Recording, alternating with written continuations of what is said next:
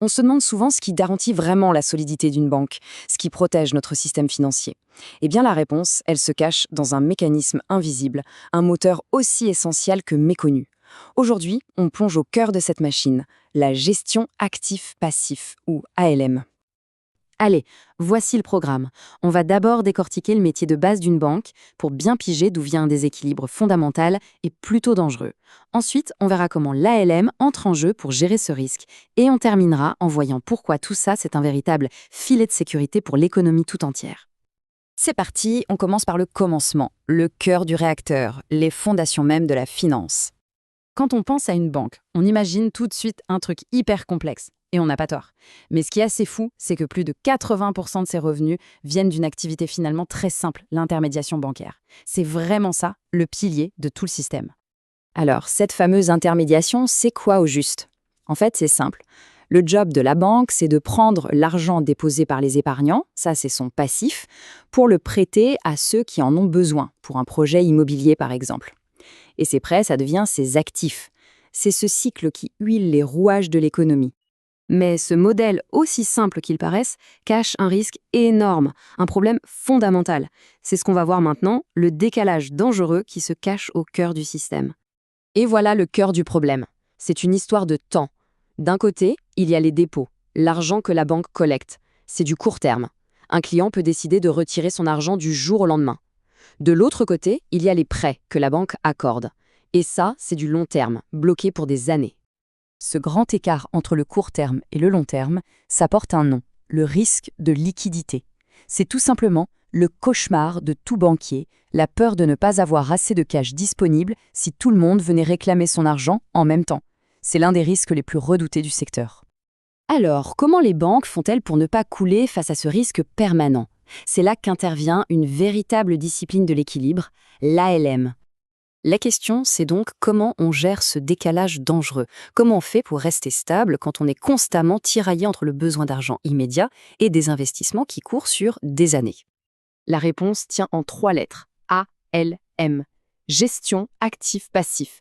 C'est une méthode de pilotage pour maintenir l'équilibre, très fragile, entre les prêts et les dépôts. L'ALM, c'est un peu le chef d'orchestre qui doit jongler en permanence avec les risques, les objectifs de profit et les règles du jeu imposées par les régulateurs. C'est le centre de contrôle stratégique de la banque, ni plus ni moins.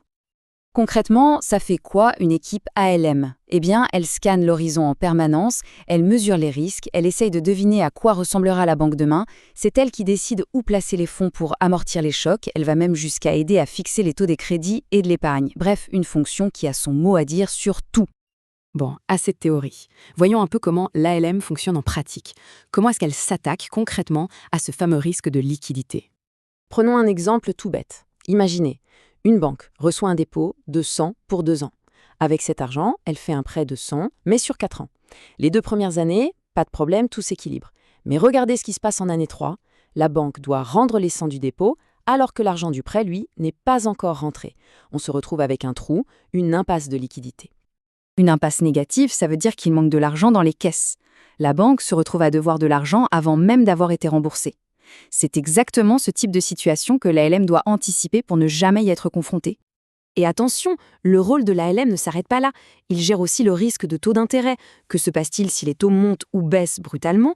Et même le risque de change, si la banque travaille avec différentes monnaies.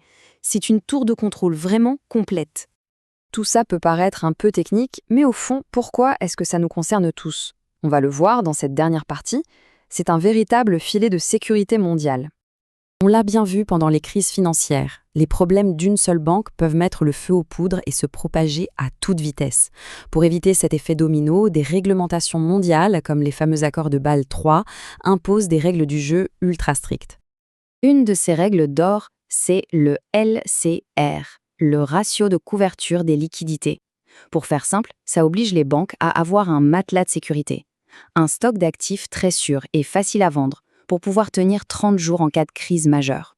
C'est un test de résistance permanent. Et devinez qui est chargé de vérifier que le matelas est assez épais? L'équipe ALM. Et les enjeux sont colossaux. Comme le dit cette citation, le problème de liquidité d'une seule banque peut contaminer tout le marché et mener à une crise générale. L'ALM, ce n'est donc pas juste une affaire interne à la banque, c'est une pièce maîtresse pour la stabilité de toute notre économie. En résumé, le boulot d'une banque, c'est de protéger notre argent. Mais qui protège la banque elle-même? Maintenant, on le sait, c'est ce moteur caché, l'ALM, qui travaille dans l'ombre pour que tout le système tienne la route.